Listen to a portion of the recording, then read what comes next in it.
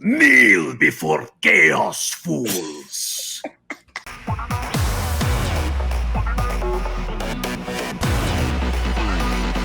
Welcome back, friends and fans, to another edition of GalaxyCon Live, where we are bringing the convention experience directly to you. And today, we are going back to the Normandy with three amazing guests from Mass Effect. So without further ado, let's repel some Reapers. Our first guest is an actor, director, and producer whose credits include Once Upon a Time, Star Trek Voyager, and the Emmy-nominated documentary LA Foodways. Today joins us to discuss the role of Lieutenant Kaidan Alenko. Please welcome back Raphael Sbarge. Hey there. Hey, Raphael, how are you, sir? I'm doing well. Happy to be here. We're all sort of doing the partying for the re-release of this wonderful game, so it's exciting. Oh, yes, and absolutely. Welcome back to the stage. So glad to see you. Yeah, I'm about to say, you're in a recording place this time. Yeah, I'm staying with a friend. I'm on the road, and I'm staying with a friend who's a musician, and he's got lots of guitars and cellos and everything behind me. So I feel like I'm in studio with you. Well, if you're on the road, that means you're working, and that's always a good thing. And I'm so glad you were able to take the time to join us again on the GalaxyCon virtual stage. Happy to be here. Oh, it's always glad to have you. And next, she is an actress with a tremendous body of work, including Voltron, Legendary Defender, Steven Universe, and DC Superhero Girls. Today, she joins us, though, to discuss the role of Lieutenant Commander Ashley Williams. Please welcome Kimberly Brooks. Yay! Kimberly, you're muted. I don't know why. Why am I muted? I don't know. I don't push buttons. I'm the one. It's always muted. Unmute that girl. Unmute. I did not mute myself though. That was weird. Okay, well, that's all good. Like, Kimberly, how are you? I am fantastic. I'm so happy to be here. Oh, so glad to have you. And you really do have a magnificent body of work in animation and in gaming, and I'm really in awe. And there's so much I love to talk to you about. I'll take a moment. Batman Mystery of the Batwoman is very undervalued, and I do wish people would go back and revisit it, because I did a few weeks ago, and I was like, yeah, it's a good one. It is a good one. It's one of the trifecta of heroines in that, and I really would like to see that character come back. Kathy Duquesne, I agree. I think we need to start working on that. Let's get a campaign going or something. No, me too. I mean, the rumors that version of the animated Batman animation is coming back, and I hope so. You and those two other characters could be a team of some kind. Yeah, because what happened to us? We never know what happens to us. No, so, yeah, we have to figure that out there and everything else too. and my friend's daughter absolutely adores Bumblebee. Oh, thank you. Yeah, it's such a great show. It's like girl power, and we're just, I don't know, it's a very empowering show. I'm so happy to be on it. Yes, indeed. I'm so glad to have you here to talk about Mass Effect. And we can't do that without our final guest. He is an actor, writer, and improviser whose credits include Baldur's Gate, Tiny Plastic Men, and The Long Dark. Today he joins us to discuss the role of one of the character options for Commander Shepard. Please welcome Mark Meer. Hello. Hey, folks. Mark, thanks for joining us. How are you doing today? I'm delighted to be here. Thank you so much for having me. Oh, yes, indeed. That's some interesting wall decorations you got behind you. Very metal. Oh yes. This is nothing, but you can see the rest of the house, really. Yeah. Well, thank you. Mark, thanks for joining us here today. Again, big fan of your body of work. We're here to talk about Mass Effect, but we just want to spend a little minute and talk about Long Dark, and considering that was a sleeper hit in the video game world, and people just said survival game where you're not blowing things up and you got to worry about your calorie intake and all, but history has absolutely vindicated it, and I believe this might be a new installment on the horizon. Yes, I believe that Raphael, who heads Hinterland Studios, has already tweeted about this, so I think I am free to. Episode 4 is on the way of the narrative mode. And for those who don't know, The Long Dark, as you mentioned, is a survival game best described as player versus Canada. Not least of which, yeah, it really is. Because there's a very Canadian team behind it, not only me, who I'm Canadian, but also Jennifer Hale, who plays the female version of Commander Shepard. And it's great because we're not playing the same characters, so we actually get to have scenes with each other, which is very gratifying after working on the same stuff for so long.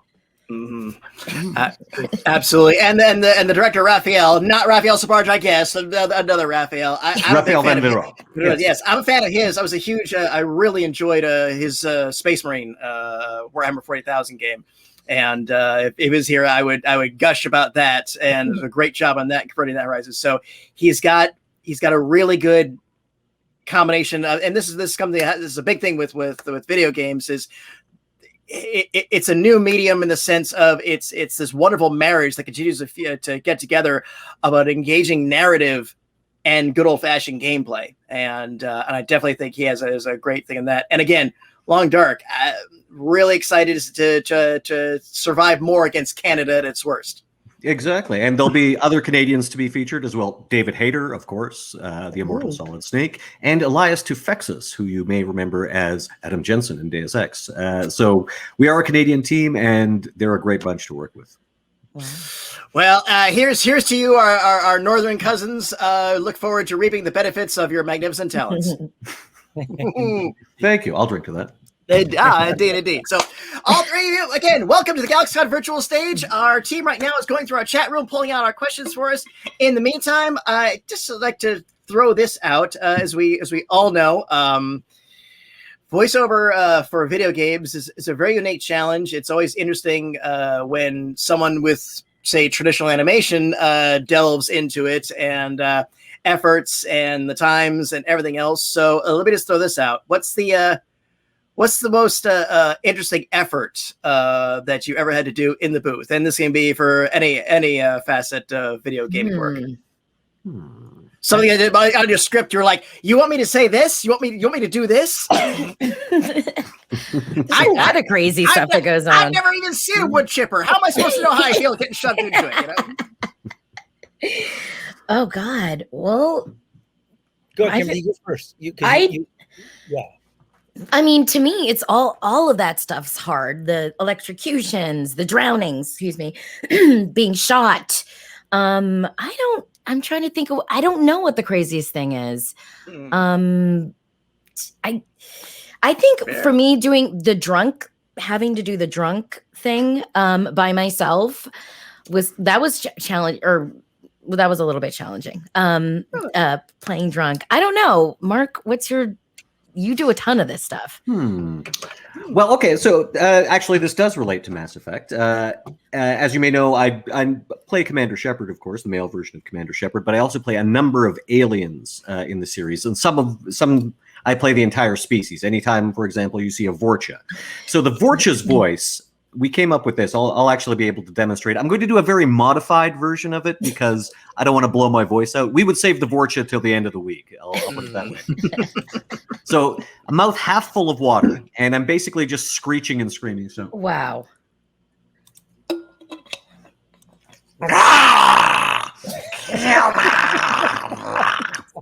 That's how you get the Vorcha going. And how did you find that? How did you come in your house? Did you go in to actually figure that out? We figured it out in the booth, and I just had my water there, and the Vorcha don't have any lips or anything, so it's like they're probably constantly drooling. So I pitched that to Caroline, and she was like, "Yeah, okay, let's try that." So they had me do that one Vorcha, and then a few days later, Caroline came back to me and said, "We don't really want to force any other actors to have to do that, so why don't you just play all the Vorcha if that's okay?" And so that's how I ended up. Put yourself into a corner. Mm-hmm. Yep. Since you do it so well, you must do it easily. So there you go. Yeah. The thing about this is a sort of the job hazard sometimes of actors doing video games, which is, people don't think about is just how much stress it puts on your vocal cords if you've got a lot of screaming. I did a game once that I'm not sure if it ever got released, but it was essentially the entire game was screaming, riding a dragon back. So we every single line was screamed over the flapping, dragon wings. And I it's 4 hours. Usually a session is 4 hours, right? I mean, we Yeah. come in, we kind of. My voice was hamburger for at least 4 days after that. You know, it just was, you know, so you, that's the thing you don't really think, because you just have to, you have to find it and keep finding it. No, louder, you know. And Yeah. Should we go to the Temple of Darkness or the Dungeon of Doom? The Dungeon of Doom it is! The Temple of Darkness it is! Yeah! Every time. You're like, ouch. right? You can feel it. Yeah. Yeah. Those days are over. I'm like, just computer voice for me, please. Yeah, I mean, No more screaming. Can you actually sort of say I don't want to do the screaming games? I mean, Oh yeah, I don't do anything vocally stressful. I mean, maybe there's a few lines, but not like that anymore. You know, Right. Call of Duties where you're just screaming. He's over there. I see him there. Whatever the thing. I need this instrument for other things. You know, Right. so I do a lot of promo work and other things where they don't. You know, the screaming just doesn't. It's not compatible. So, but there's a lot of other characters and a few characters that actually don't scream in games, and I try to get those roles. Ones that don't scream and live till the end. Yes, exactly. Yeah.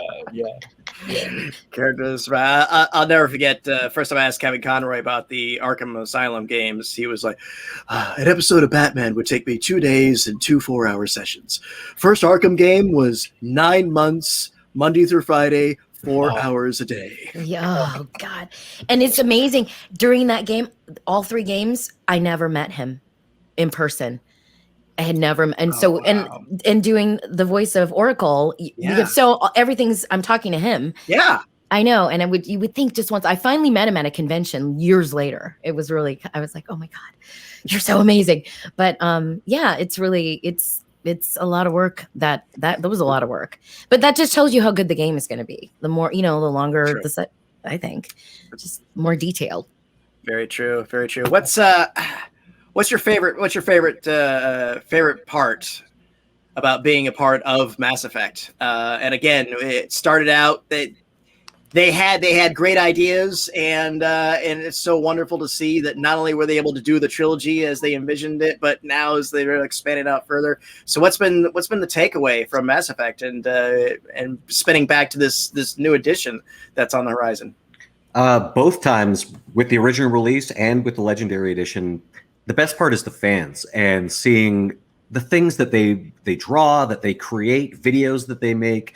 Now, of course, with the Legendary Edition, you have in-game photography, and I've seen some amazing shots that people have pulled off with that new feature that the game has. And of course, the cosplay, like the props, the weapons, the armor that people build. That I love, and that's what I'm really looking forward to getting back to conventions in person, mostly for getting to see people see that stuff in person and in the flesh. So great. Absolutely. It's unbelievable. The community is the deal. I mean, basically, it's one of those things where if you say to people they know Mass Effect, they're like, yes.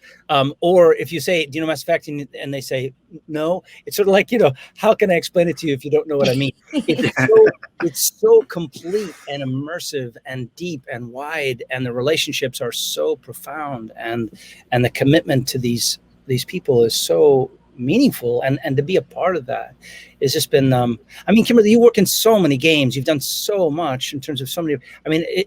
Have you had experiences where games have sort of broken the kind of sound barrier like this has? This is by far the biggest community that I'm a part of, as far as gaming goes, and the coolest and the most. There's so much love, and people just really appreciate it and are so passionate about it. And like you were saying, Mark, the cosplay, the fan art, all of that is just that blows my mind. I should just show you my camera around with all that. I have all my fan art hanging up because I'm a huge fan of people who can just express themselves that way artistically. And people who love the game, it's just brought a lot of people together. And I just think it's just, I don't know.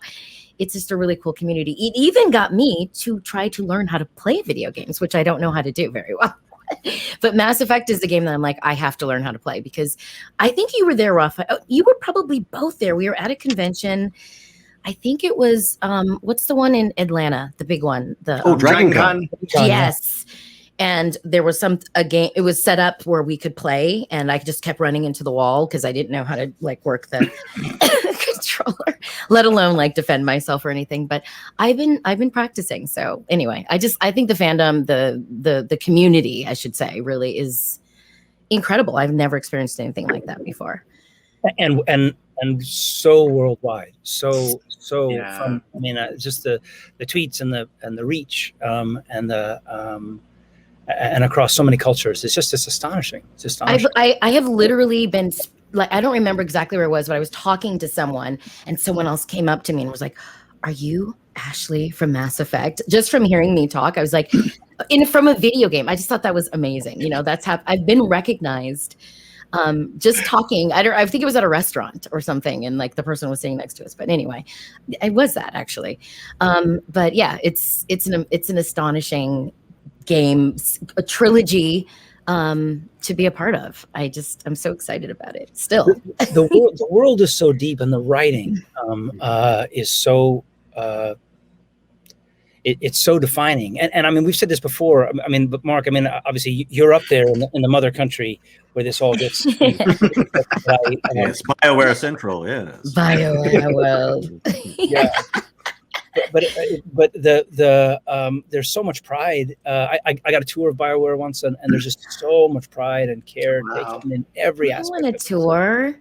That sounds I awesome. just happened to be there. It was such a thrill, so thrilling. Oh wow! Kind of just all the bees in the hive. You know, and we're about to release. I think at the time, Dragon Age 3. I think it was about literally going out, and there was just such a hum and a buzz in the hall, and and everyone. It's thrilling. It's thrilling, creatively, artistically, and be a part of that community. Yeah, I mean, Mark, when you recorded BioWare when you go in, right? We did some stuff at BioWare itself, but a lot of the times there was a couple of local studios that we did most of my stuff at. But they, of course, recently have moved into fancier new digs. So yeah, I would think that a lot of stuff will happen in-house now. Lovely. That's really cool. Yeah. Very nice, very nice. Oh, we are good to go on our audience questions. So let's go ahead and roll our first one. And this comes from TJ. Ooh. Who is your dream character to voice? Mark Meer. I was just about to go watch out, Jennifer Hale. Fem Shep. Are we talking dream character in all of animation, video games, pop culture? Animation, video, the whatever, There's no limits. Whatever, yeah. You know, I do have one because, being a lifelong nerd and comic book reader, I'm a big supervillain fan, and Dr. Doom is, of course, the archetypical supervillain. Doom, Dr. Doom. And he must have an accent. And what's your Latvarian accent? I've actually had the chance to play a parody of Dr. Doom. That red mask that you see on the wall behind me is the mask of Dr. Von Chaos. That you mentioned Tiny Plastic Men earlier. Yeah. Because I'd wanted to play Dr. Doom for so long, I essentially wrote a very clear homage to Dr. Doom into the suit and then got to play him. But so let's see. This will be Dr. Von Chaos as opposed to Dr. Doom. Sure. Kneel before chaos, fools. Yeah, he's a little over him. the top. He was a comedy. He's a parody of Dr. Doom, so he's very over the top. I see that coming down, and yes, because I'm a Doom fan. I like Fantastic Four, but I love me some Dr. Doom. That was really good. Same. That's great. Good choice. So Kimberly, the dream role. I feel like I get to play all my dream roles. I feel very lucky because I do so many different characters. People don't probably know that I'm on South Park and I play this character called Classy, who's like not at all classy. And it's one of those ironic names. So I like to play characters that are really far away from who I am. So who else? I mean, and the thing is, all the roles that I know, all my friends are already playing those roles. So, I don't want to step on anybody's toes. But I mean, I guess growing up, my all-time favorite character was Wonder Woman.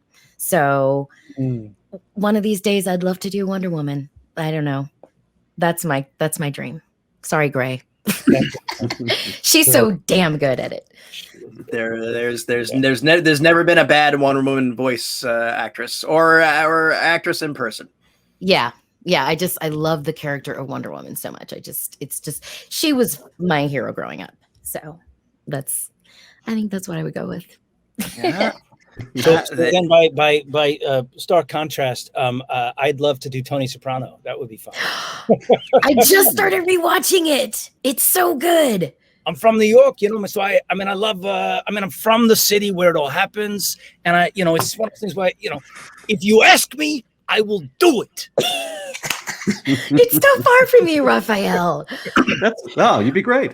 So we've selected a villain, a hero, and an anti-hero. So what does that say about us? The rainbow of life. Right? Tony Soprano, you just got to be eating a lot and breathing a lot. He did a lot of breathing and eating between every scene with the food. So I guess that leaves me with the comedy reliefs. Like, okay, boss, let's do it. Hey!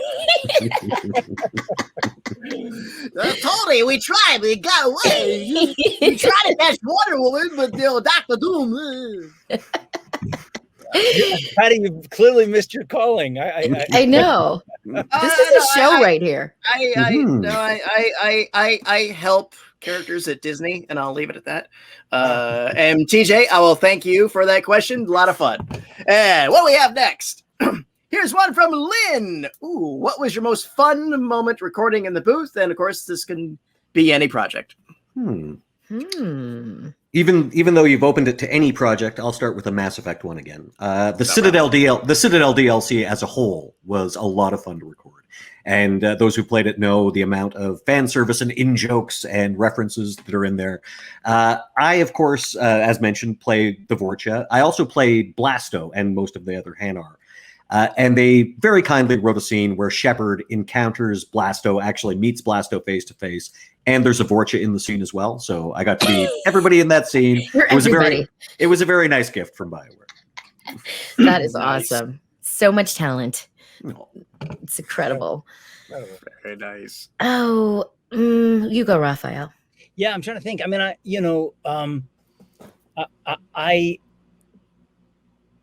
There's a book that George R. Martin wrote, and it's there were. I've not done a lot of books, but they are. I have enormous respect and regard for folks that do that as a regular diet, and because you really have to sort of find the characters. But it is it required essentially jumping from accent to accent to accent. So it was French, and then German, and then English, and then upper class British, and then Southern, and then Russian, and then Middle European, and that was all literally within a particular on a page. Wow! And so that was fun. I was like, my brain was Swiss cheese at the end of it, but it was really fun. And obviously, George R. Martin. So it was well written, but that was really fun. Albeit I needed a real nap afterwards, but it was. I'll tell you, when at the shows, of course, whenever you do a voiceover panel, somebody asks the question, "Oh, what advice would you give if somebody wants to be a voice actor?" And I, for my own 2 cents, I always point them in 2 directions. I say, listen to audiobooks, listen to the person giving not necessarily characters, but affectations to those characters, because they can't go all out as you would in animation or the other project, and listen to how they sustain it throughout it all. That's something to do. So audiobooks. I won't even try it. It sounds so hard. That sounds so hard, Raphael, what you just described. And just the flip in your brain. And then who knew that French and Russian are so similar, and that anyway, those things. Anyway, I found that out the hard way, actually, but that's a whole other story. That's really a lot of drinks, right? Yeah, I guess. Well, my story that I just thought of right now involves actually Jennifer Hale and myself, not Mass Effect, but Scooby-Doo. Where we play Hex Girls, yes, along with Jane Whelan, who's one of the Go-Go's, who's an amazing musician and just a sweetheart person. And she did a lot of our vocal harmonies, so we kind of sound like the Go-Go's. It's really cool. But anyway, and they're also nominated, or they're being inducted into the Rock and Roll Hall of Fame this year, the Go-Go's, by the way. Nice. Yeah, so it's good for her. Good for her. Wait, they aren't already? That's I know, right? I'm like, okay, yeah, all right. I can say my connection to her also goes back to high school, because the Go-Go's played in my high school prom dance thingy. Wow. So I know. And That's anyway. wicked cool. But my story would be just getting to work on Scooby-Doo. This was years and years ago when Casey Kasem was still around, and he was actually working on the show. And also Mary Kay Bergman was still around and was on the show. And it was like Frank Welker, Fred. And just everybody there. And it was really thrilling and exciting because Scooby-Doo is just such a classic cartoon. And so getting to work on that show, that was just my most fun, I think, memory. And Jennifer was a part of that too. So that was years ago, but that's one of my favorite experiences. Frank Welker, if you guys don't know, has been playing Scooby and Fred for, I don't even know how many years. He's played Fred since 1968. Yeah. And he still plays him. That's like, who can do that? He is so good. And he is one of our favorite guests to have here. He is such a genuine nice guy. He's the nicest guy and the most talented, just down to earth person. And every time I'm around him, I'm just like, I'm in the presence of genius. So that was just, and I was, kind of young in the beginning of my career. So it was just being around all these amazing, talented people. It was a great learning experience and just exciting. And I still think about it all the time. And the Hex Girls are fun. And the Hex Girls are awesome. Where's our spinoff? That's another story. Yeah. So there you go. Lynn, thank you. Wonderful question. What do we have next? Here's one from Christy. What other video game franchise would you like to see have a crossover with Mass Effect? Star Wars. No, is that a franchise? No. Is that aiming too high? I don't know. No, Mark, this may be a question for you because I really feel like you're the resident expert in terms of kind of other video game franchises. Hello. Oh. All right. There we are. Sorry about that. Let's see. Video game franchises. Okay, well, I mean, like I was going to aim high like Kimberly did and go Marvel Universe. Yeah, I would love to see that. But if you're talking specifically a video game franchise, crossover. Halo Mass Effect would be pretty interesting. That would be fun. But one of my favorite video game franchises, Fallout. Oh. So yeah, I would like obviously it's two different timelines, but I would like to see that crossover occur. Because I've sunk about several thousand hours into settlement building in Fallout 4, and yeah. I think I scream a lot in that game, Fallout. I think that's one of the ones. I scream. one of the last ones before. That's one of the last ones that I scream in. I don't do that anymore, right? My son was playing and he's like, "Mom, I think I just killed you." How weird is that? Damn. That's funny.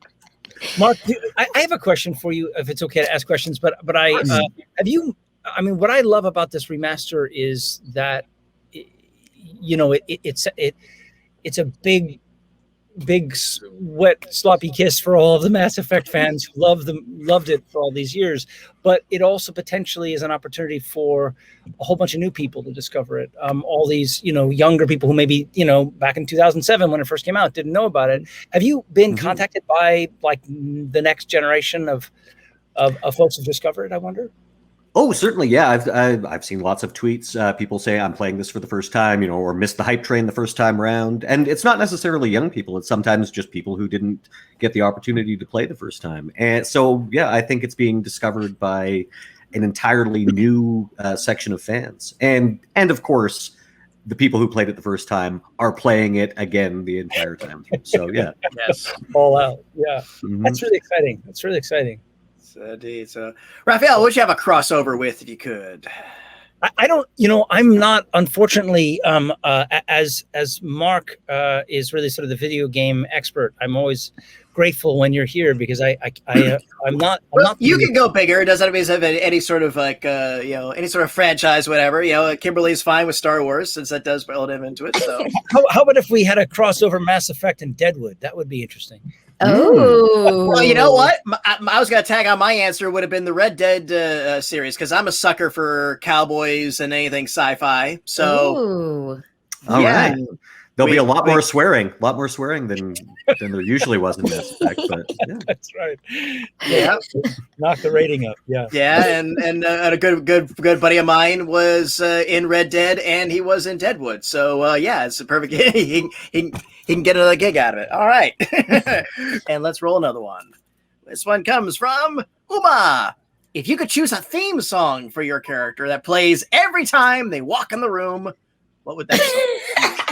That's such a great question. Yeah, I'll add the caveat to that it would be different versions of the song. It's like they're like when James Bond walks in the room. Sometimes there's a receded dun dun dun dun dun.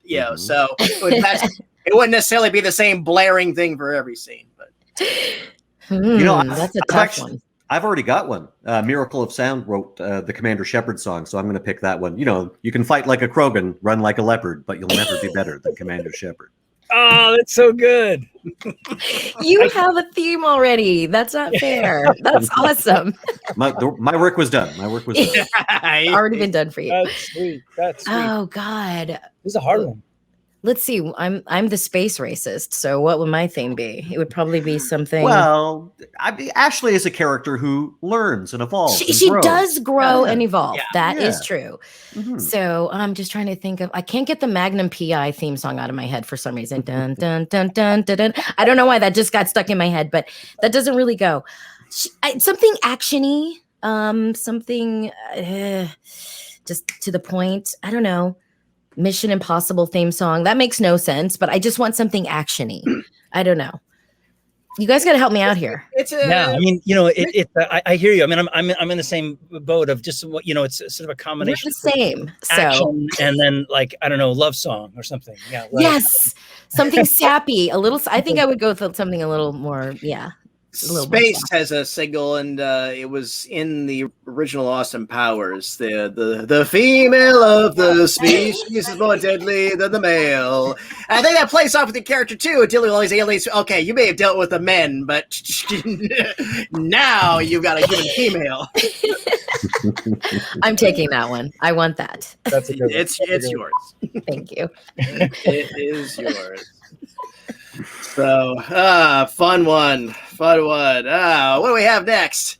Here's one from Dustin. Oh, if you weren't in entertainment, what career fields do you think you might be working in? It's literally the only thing I'm qualified for. I was going to have no other talents or skills. It's really unfortunate. I'm really sort of career challenged otherwise. Yeah. It's like, I would love to be a chef. Maybe I'm a foodie and I love food. That's fun. That would be, but the other things that I want to do are, you know what? I would like to decorate and flip houses and that kind of thing. I love that kind of stuff too. But I don't know. Yeah. That would be fun. Yeah. But other than that, it's all entertainment. Yeah, we kind of burn our ships once we land. And it's the bridge, like you get over the bridge and then you burn the bridge, and then you burn. There's no going back now. That's right. You're stuck. Right? Yeah, this is all we got. I'm afraid I put all of my skill points into improvisation, and And that was probably a bad build. That's a bad build. Yeah, we are the beneficiaries of that. You're right, Raphael. But yeah, for sure. Go ahead. Yeah. No, go on, Raphael. I mean, I have. There's so many things that I love that I enjoy, which include obviously interacting with people and whether that's being some sort of host or travel guide, or because I love travel as well as obviously also then I love history. I love teaching. I love probably teaching would probably be another career for me. And probably, as I get older, will probably be something I do a lot more of, because I just really enjoy it. And I'm, I have, something that I don't know, something that involves history, travel, and teaching, I guess, would be sort of a probably a way to go. Ooh, I would take your class.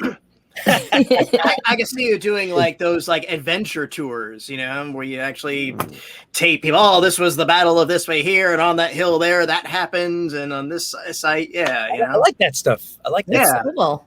Yeah. I mean, is there any other profession where the entire job description is pretending? Because those, that's what I can do. That's Tell what I me can a do. story, playing. right? Yeah, right. Yeah. Yeah, it's I hard don't to know. say. Good thing we landed where we did. Look, I go back to just the fact is, I mean, just for a second to say is that the artists are so important, and for anyone who's out there who are artists of any medium, I believe wholeheartedly that artists really sort of lead the way in terms of thinking new ideas and opening paths for other people, and it's often the harder profession. It's not obviously sort of in any way or fashion something that's that the world embraces. Right. However, it's the artists that really kind of give us a way through this madness of life, I think. So, it's a And wonderful visionaries, the world needs art. Oh God, can you imagine us getting through the pandemic without all the streaming, right? streaming and just all the, whatever games and all the stuff that we did. I mean, how would we have survived? I don't know. Yeah. I mean, they did obviously back in the day, but now we need it. Now we need it. Right. Indeed. Dustin, thank you. Great question. What do we have next? Here's one from Andre and Mark. If you could create your own video game, what would it be about? Wow.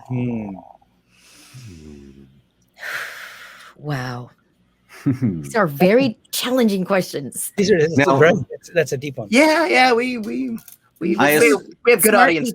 Yeah, I was gonna say. I assume we can't use other people's IP. You know what? I'll let you. If you have an idea either for another franchise or IP or something this way, if you have your own take on it, or revamp or a sideline, go ahead. Okay. I would do a supervillain game. And again, my favorite character is Dr. Doom.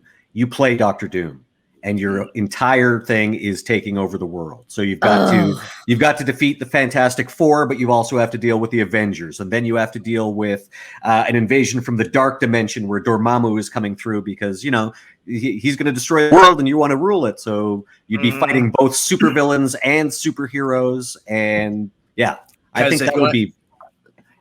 Because I'm sure Magneto will want to have a little discussion with you if you're going to try to take over the world. Exactly. And so maybe you could negotiate. Great. Yeah, exactly. So you form alliances. You have these benefits. You could say, all right, Dr. Doom makes a deal with Magneto, and then all right, you get this. You get Australia for the mutants, and I won't bother you. You won't bother me. Yeah. Red Skull offers to make you a deal, but even Dr. Doom's like, no. No, sorry. No, Dr. Doom. I see. Dr. Doom would never deal with the Red Skull, man. He's Roma. No. He would not. Deal with No. One of the greatest superhero fights of all time. Supervillain team up number 14. Dr. Doom and Red Skull fight on the moon, and it's one of the best fights ever. Mm-hmm. I recall. I don't have it in my collection, but I do read it. That is a good one. All right, I'm on board. Yeah, let's we'll do it outline and pitch it out way too. So, all right, Raphael, what's I don't necessarily have what comes to mind is sort of and perhaps this exists. However, I don't know. I haven't played it yet, but it is essentially kind of a virtual reality world where you can go and meet your friends, where you can literally wander into a landscape and travel together through the landscape as a kind of hold hands and walk through fields together, that you can gather in this from your bedroom or office, and that you could literally go into this other world and meet your friends there and then travel together. I guess that whatever that is, that's sort of it's not really a game per se, but it's a sort of a thought space, a social interaction platform. Yeah, there you go. Right, but in a virtual reality world, right? So that you're interacting. Yeah, so you could have an icon that you could have, say, a version of you or a crazy idealized version, and or a character of some kind, but you're interacting with your circle of friends. Right. And then you could even have like some sort of suit on so that if someone touched you, you could sort of, you could feel the pressure of that touch. Oh, wow. See, You know, that was a little bit of my idea. Well, a little bit. That's a really good idea. See, I wouldn't take your class and play your game. But I was kind of thinking, because my friend told me she went and saw A Quiet Place 2 at a theater in Burbank that's like an immersion theater.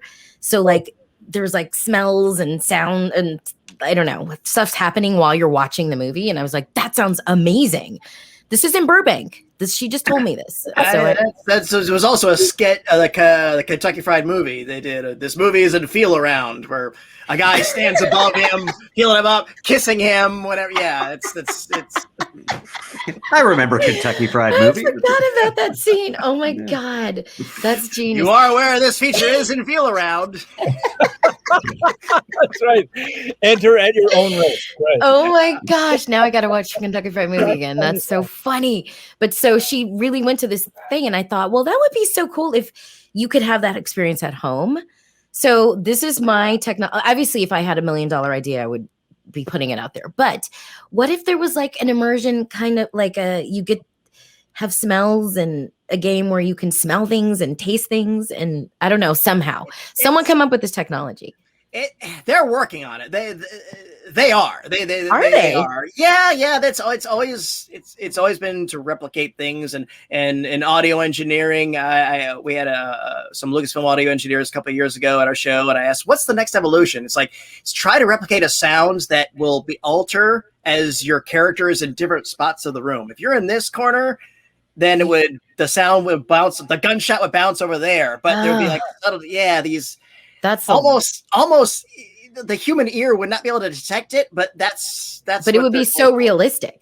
But well, I mean, it's like VR and all that stuff, where you're just like you're so immersed in it and you feel like you're in that world, but just adding like I don't know, that tactile, like you were saying, Raphael, like someone touching you and you actually feeling it and the smells and something like that. I don't know. Something you guys would start working on that, you smart people. I'm giving you the seed. I only want a small cut. Yeah. The genius balls. Yes. Andrea Mark, thank you. Very fun question. I think we have time for one more. Let's go out at a really fun one. From Stevie B. Oh, what is your favorite video game of all time? Mass Effect. Mass Effect. Actually, I prefer Legendary. Okay, he's legendary edition. It's legendary, that is. Right? All right, I'll throw this out. What is your second favorite video game of all time? Tricked us. Yeah, probably. Again, just given the sheer amount of time I've spent on it, it's the Fallout franchise as a whole. Because I got in on the ground floor, like back with Fallout 1, way back in the 90s, and I've loved every game since. So yeah, it definitely the Fallout. Because I own a lot of props and things from Fallout as well, and things that people have custom made. So yeah, that putting Mass Effect to one side, because of course Mass Effect is the number one. Yes, then Fallout. That goes without saying. That's why I quantify it. These are the alternates. This is Mark, like we can't say Mass Effect. The Mark Meer Memorial Museum, and with all the stuff that you have, I mean, there's clearly you've got a museum. Oh yeah, no. Well, here I'll show you. There's more stuff over here. There's all kinds of things. Gosh. So, and this is in my living room. You should see the basement. It's yeah. You should literally open a museum down there. The Museum of Awesome. Down there, he's in Canada. He's up there. Raphael, for me. Raphael and I will travel to your museum. So yeah, he loves to travel. Yes, it's been far too long since and you need to have a little tour of BioWare as well. So yes, make your way to Edmonton. Yeah, why am I not there right now? That's my question. Raphael will run his immersive historical tours of Mark's basement and BioWare. That's it. We're accomplishing a lot today. I am so looking. I'm penciling that in. I'm looking forward to that. We got to go to Edmonton. Yes. I love Canada. I've never been to Edmonton though. I do love Canada. It's a great place. We'd love to have you. I'm on my way. Now that I'm full vaxxed, I can travel. I think, right? Can we travel yet? I Yeah. think so. I think next month the Canadian border should be opening up, and Oh, cool. I know on July 1st, Canada Day, at least in my provinces, we're pretty much like the States. All restrictions get lifted. So yeah, That's awesome. I'm. it's been a long dark tunnel that we've all been moving through. It together. really has been. Yeah, and we're just about at that light at the end of it. Yeah. And there may be cons. Patty, do you want to talk about the cons that are maybe emerging out of this? Are you actually have real person cons soon? Oh yeah. Well, first of all, let me thank Stevie B for that last question. And I was going to say centipede. That was my and millipede. That was my. I was all schoolyard. I was the best. Okay, sorry. Go on. That's how good I was at video games back then. And I love Pac-Man from years and years and years ago. But that's a goofy one. No, that's a good one. Classic. Mm-hmm. Yeah. It's the one that kind of standard. I mean, that's your. Yeah, I mean, Space Invaders, Asteroid, and Pac-Man. Those were the building blocks of modern arcade games. Yes. So absolutely, yes. And Stevie G, yes, and that's what I've got. Mark, tell us a little bit about Tuesdays. About Tuesdays. Thursdays. Yes. So. We've been having this worldwide pandemic, and what I've been doing during it is playing a lot of online Dungeons and Dragons. And I'm continuing to do that, even though we're coming out of it. We have a show on the official Dungeons and Dragons Twitch and YouTube channels every Thursday at 4 p.m. Pacific called The Black Dice Society, DM'd by Mr. B. Dave Walters, a brilliant dungeon master, and a fantastic group of people that I have grown close to as we battle the perils of Ravenloft. So it's a horror Dungeons and Dragons game with vampires, ghosts, werewolves, all that sort of thing. And it is extremely enjoyable for me, and I'm told it's enjoyable to watch. Is this in the demiplane of Ravenloft, or This is in fact in the demiplane of Ravenloft, and as mentioned, it's an official Dungeons and Dragons game. So we're basically using the new Van Richten's Guide to Ravenloft as the basis for our campaign. And B. Dave serves up a lot of evil on a platter to us every Thursday. Wow, that sounds very intriguing. My PC for my old game, I had to leave the group because I was moving, so they spun him off and said, like, well, I disappeared in some mists, and my DM said, yeah, your guys are Ravenloft, and when you ever want to come on back, we'll bust him out. It's like, okay, cool. That was 20 years ago, but he's still in the mist. He's still there. He's still in the mist. Like, yes, and that is some of our fantastic artwork by Mr. Adam Shepard. He is the artist who did that. You can see me down at the bottom there with the tricorn hat and the shield and the mace.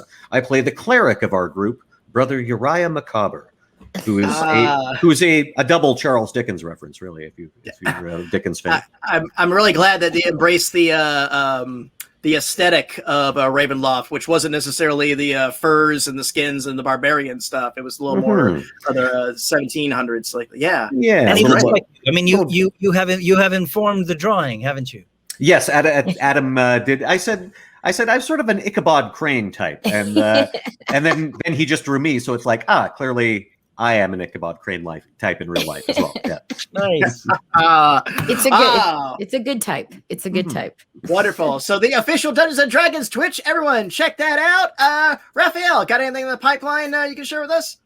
I am busy working on a couple of films that I'm sort of not ready to announce yet, but very soon I will. So I can sort of leave it pregnantly at that. I have been also worked through the pandemic on a couple of projects, and they'll be emerging soon.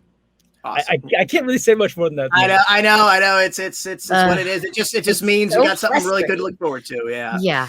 I'm in the same exact boat. I have so much cool stuff going on, and I can't talk about it. But really, like, it's the highlight of my career. I got a lot of great stuff happening, and but I can't talk about DC Supergirl Hero Girls coming out on Wii Switch. Is that what it's called? Cool. Yeah. You know what I mean. Yes. You guys know what's up. I mean, just let me focus on voice acting. That's all. Just point me to the mic. Where's the mic? Yes, where's the mic? That's where I shine. Right. Bumblebee. All right, got this. Okay. Okay, I'm Bumblebee. Yes, thank you. Yes, absolutely. Raphael, Kimberly, Mark, this has been an absolute delight. Thank you for joining us again on the GalaxyCon virtual stage. It has been my absolute pleasure to serve you all today. It's my pleasure to serve our audience. Thank you all for joining us. Thank you for those great questions you sent on in. And everyone, take care. We'll see you next time. Bye-bye. And remember that smiles are free, so spend them often.